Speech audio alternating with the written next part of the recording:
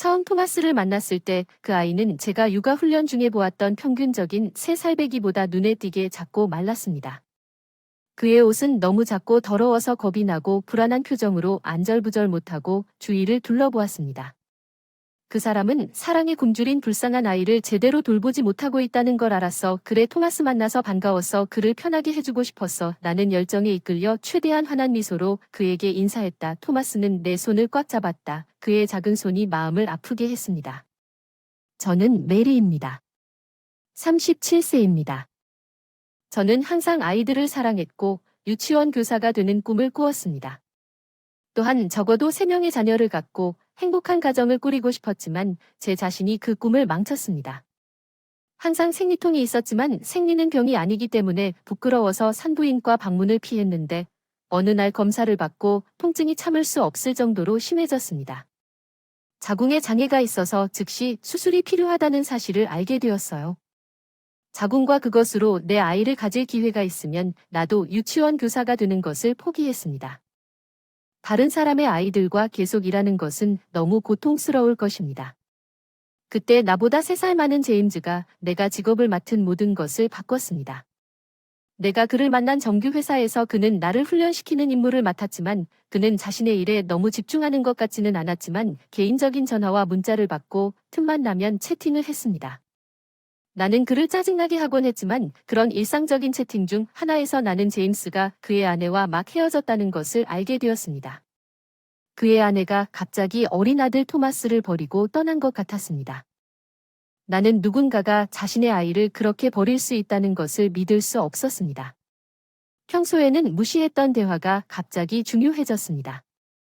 제임스는 내가 진지하게 듣고 있다는 것을 알아차리고 돌이켜보면 내가 미래의 아내일 수도 있었을지도 몰라와 낮에는 누가 토마스를 돌봐주는지 지금은 엄마가 내 아이를 돌보러 자기 집에서 오는 걸 돕고 계시다고 제임스가 계속 나한테 잔소리를 한다고 해서 특별히 내 아이를 위해 아내를 찾으십시오.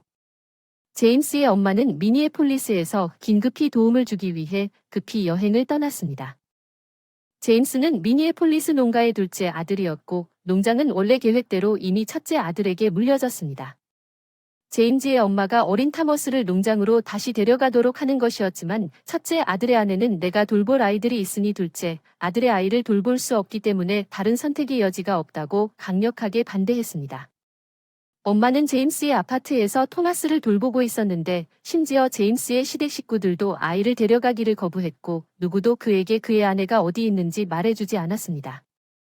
저는 한 번도 만난 적이 없는 제임스의 아내에 대해 이상한 질투심을 느꼈습니다. 그녀는 내가 할 수 없는 아이를 낳았습니다. 그녀가 그를 원하지 않으면 용서할 수 없는 그 사람을 갖지 못하고 그냥 버렸다. 나는 그 사람을 돌볼 것이다. 내가 당신의 아내가 되는 것은 어떨까? 나는 사실 보육사가 되기 위해 대학에 갈 예정이었다. 나는 정말로 당신이 확신하는지 그래서 우리는 결혼했는데 정확히는 제임스를 사랑했기 때문은 아니었습니다. 하지만 토마스를 처음 만났을 때 그는 정말 사랑스러웠지만 불안하고 초조해 보였습니다. 패트리샤 제임스의 엄마가 지금은 시어머니가 이렇게 말하는 이유를 곧 알게 되었습니다. 처음 만났을 때 토마스는 친엄마처럼 좋고 싫은 게 많아요. 전혀 귀엽지도 않고 제임스와도 닮지도 않았고 심지어 그의 아들이 아닐 수도 있습니다. 패트리샤 토마스는 당신 말만 들어도 괜찮아요. 그는 어리고 그렇지 않을 거예요. 기억나지 않아. 이제 집에 갈 거야. 나중에 보자. 패트리샤는 서둘러 떠났지만 욕설을 하기 전에는 안 됐어. 아이 앞에서 토마스의 엄마 토마스는 3살이야. 어른들이 하는 말을 이해해. 난 그게 싫어. 토마스 할머니가 내가 널 보호할 거라고 속삭였어. 이제부터 이 아이를 내 아이처럼 대해주겠다. 결혼하고 마음속으로 다짐했다. 제임스의 전처가 떠난 부모의 소진이 왜 전부가 아니었는지 이해하기 시작했다. 패트리샤는 어려울지 모르지만 현실은 문제는 제임스의 정서적 학대가 그날 저녁 식사를 한 후에도 빨래가 개어지지 않았는데도 유난히 정신이 없었습니다. 토마스의 학교 계획서를 확인하지도 않았고 내일 준비도 되어 있지 않았습니다. 소파에 누워 TV를 보고 있는 제임스에게 짜증이 났습니다. 제임스에게 그럴 수 있다고 말했습니다. 적어도 설거지는 싱크대에 가져오세요. 왜 제임스는 TV에서 눈을 떼지 않았나요? 무슨 뜻인가요? 제가 여기서 약간의 도움을 받을 수 있었던 이유는 무엇입니까?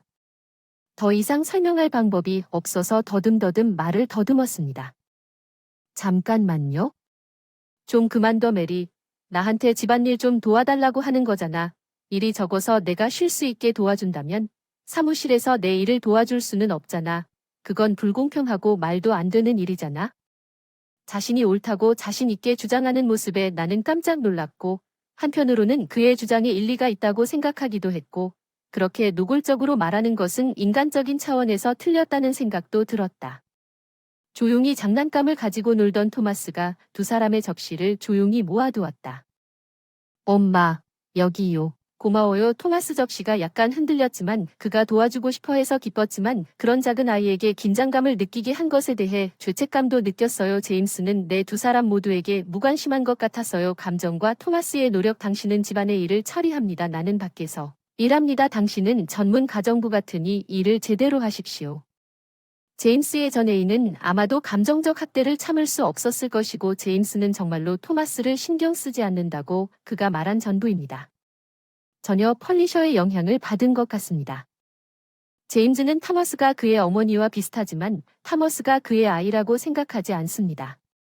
전체적으로 특정 특징은 제임스에게 무감각합니다. 제임스는 타머스에게 무관심합니다. 심지어 비용을 절약하기 위해 그를 시설에 넣어야 한다고 제안하기도 합니다.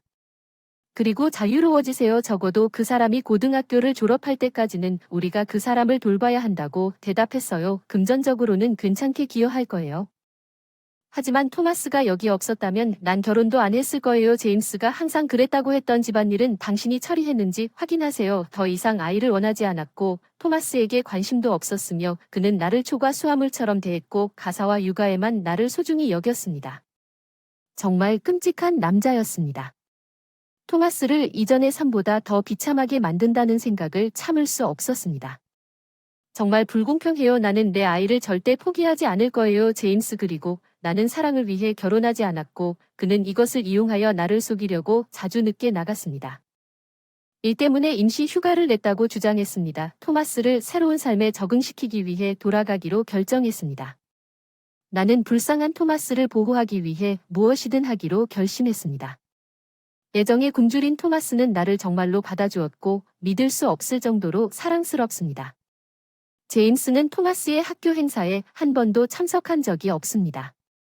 유치원이나 초등학교 시절 토마스는 아버지를 포기하고 아버지가 없는 것처럼 행동했습니다.